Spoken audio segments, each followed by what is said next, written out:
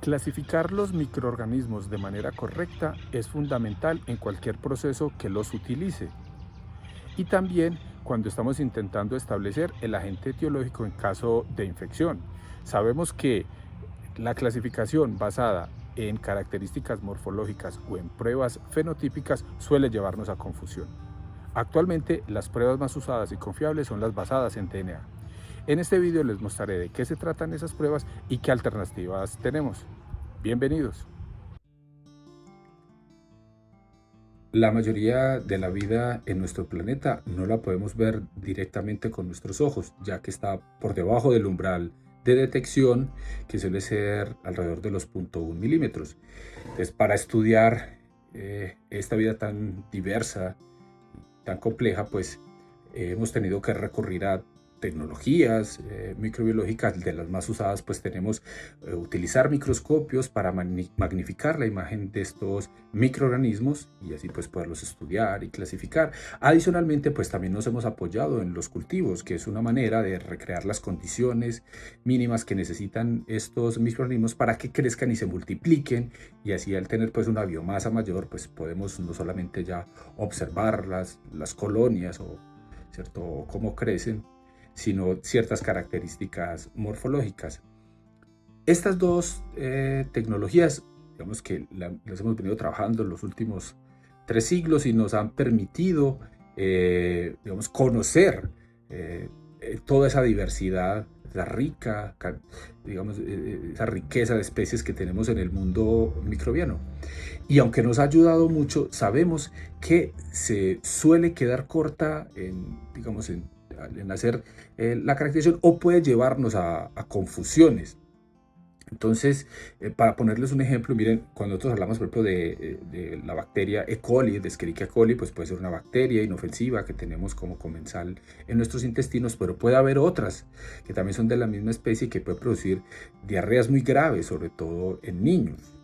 En el caso de Salmonella, es una bacteria que si yo quisiera determinar cuál es la especie, pues tengo que hacer un estudio de más de 10 genes, leer las secuencias de más de 10 genes para poder tener una asignación taxonómica precisa. Entonces vemos cómo necesitamos información mucho más allá para la clasificación de estos organismos, sobre todo pues en las bacterias. Los hongos son un caso también muy especial. Aquí, pues por la experiencia que nosotros tenemos en el laboratorio, vemos que hay muchos problemas para hacer asignación taxonómica con morfología.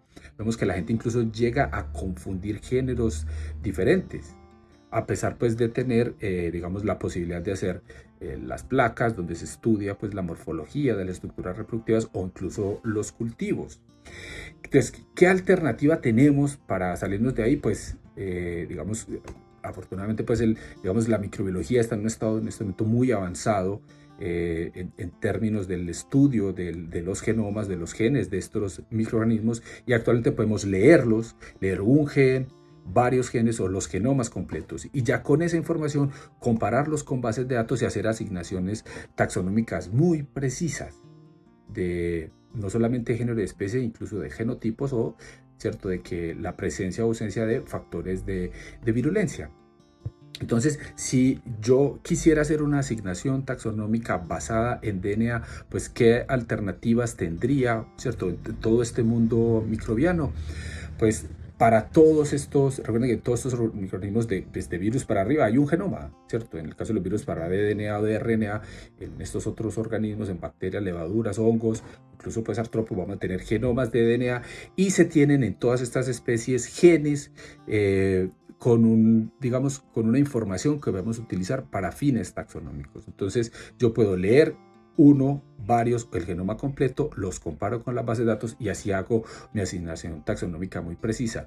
Esto se puede hacer, digamos, utilizando como les decía, desde un gen hasta el genoma completo. Entonces, si vamos a utilizar un solo gen, pues por ejemplo son muy comunes los marcadores ribosomales. Entonces, en el caso de las bacterias se utiliza el 16S, en el caso de los hongos es muy común el uso del ITS. En el caso de los artrópodos no se utilizan tanto los marcadores ribosomales, aunque se podrían usar, pero se utilizan más genes mitocondriales como el citocromo oxidasa 1. Entonces yo puedo utilizar un único marcador, y en el caso de los marcadores ribosomales como el 16S, el 18S, los ITS, pues esto me permite una asignación taxonómica a género muy confiable.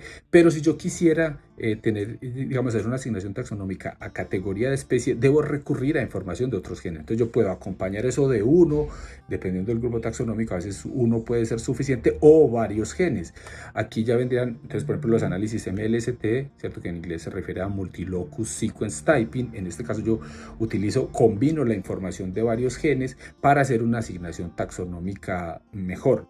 Cada grupo taxonómico pues tiene una lista de genes que han sido, digamos, validados por la comunidad científica para este tipo de análisis.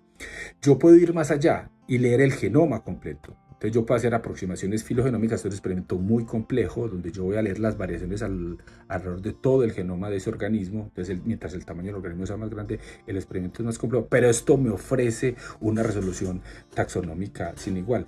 En el caso específico de las bacterias, se ha desarrollado una tecnología mucho más simple y utilizando el genoma completo que se llama ANI. ANI en inglés viene de Average Nucleotide Identity. La idea es que se secuencia el genoma completo, se ensambla, se identifican las regiones que codifican para proteínas, y esto se compara con unas bases de datos. Ahí para estos análisis se utilizan cientos o incluso miles de genes que yo comparo, y con esto logro hacer una asignación taxonómica de especie con una precisión y que nunca se había logrado, y relativamente rápido. Entonces yo puedo, ¿cierto? Dependiendo de mi pregunta de investigación, partir desde un análisis de un solo gen, puedo ir agregando muchos genes hasta genoma completo. Y entonces en estos extremos, pues yo podría partir de una identificación muy clara a categoría de género, o si mi interés definitivamente es especie, pues tendría que ir a asignaciones taxonómicas basadas en muchos genes o incluso en genomas completos. Esto se puede hacer siempre y cuando ya sea una especie descrita. En el caso de que sea una especie nueva, pues estos análisis lo que nos van a servir es de soporte para decir que no se ajustan a las especies que se conocen. Muchas gracias.